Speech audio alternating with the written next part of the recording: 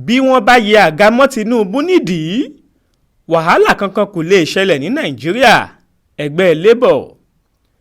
Ẹgbẹ́ òṣèlú Labour Party LP ti fún ààrẹ orílẹ̀-èdè yìí Bọ́lá Ahmed Tinubu lésì ọ̀rọ̀ tó sọ fún ilé ẹjọ́ tó ń gbọ́ ọ̀rọ̀ tó súyọ lórí ètò ìdìbò ààrẹ Presidential Election Petition Court pé kí wọ́n má torí pé òun kò wọlé l'Àbújá yẹ àga mọ́hun nídìí àti pé bí wọ́n bá ṣe bẹ́ẹ̀ wàhálà yóò bẹ́ sílẹ̀ ní Nàìjíríà.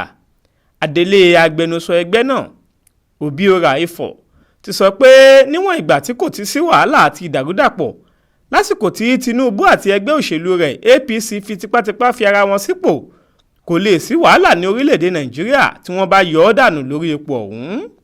Àtẹ̀jáde náà sọ báyìí pé gbogbo bí ààrẹ ṣe ń halẹ̀ mọ́ ilé ẹjọ́ látàrí bí kò ṣe wọlé ní olú ìlú orílẹ̀-èdè Nàìjíríà Àbújá tó ní wàhálà yóò ṣẹlẹ̀ tí wọ́n bá yọ òun ní ipò ni à ń gbọ́, ṣùgbọ́n kò sí bí ó ṣe lè halẹ̀ tó èyí kò lè yí ìlànà tí à ń tẹ̀lé padà.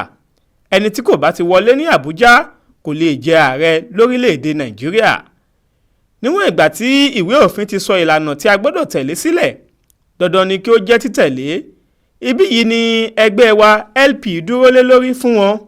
Bákan náà ni a kò mọ ìdí rẹ̀ tí ìwé ẹ̀sùn tí a kọ sí ilé ẹjọ́ náà ṣe lu síta fún gbogbo ayé rí. Ọ̀rọ̀ ọ̀hún mú ìfura dání.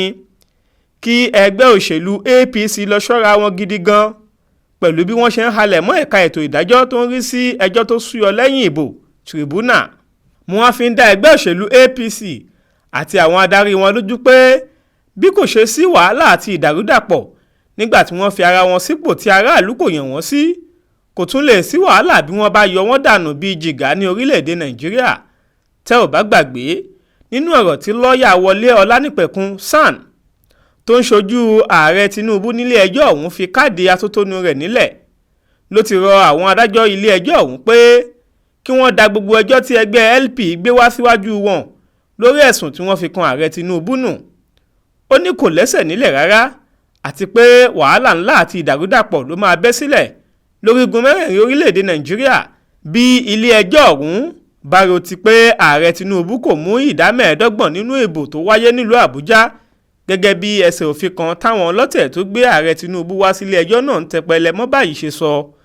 Ọlánìpẹ̀kun sọ lórúkọ Tinubu báyìí pé ìlú Àbújá tí wọ́n ń tẹnumọ́ yìí jẹ́ ìpínlẹ̀ 37 lórílẹ̀‐èdè wa Nàìjíríà ni. Bí wọ́n bá gba ọ̀nà ẹ̀bùrú ṣe ìtumọ̀ òfin ọ̀hún tí wọ́n sì yẹ àga mọ́ mi nídìí nítorí pé mi ò ní ìbò tó tó ìdá 25% nílùú Àbújá, wàhálà ńlá ìdàrúdàpọ̀ máa bẹ́ sílẹ̀ láàrin ìlú ni o. Jamiu Àbáyọ̀mí ló ṣàkójọpọ̀ ìròyìn yìí fún iléeṣẹ́ Aláròyé online.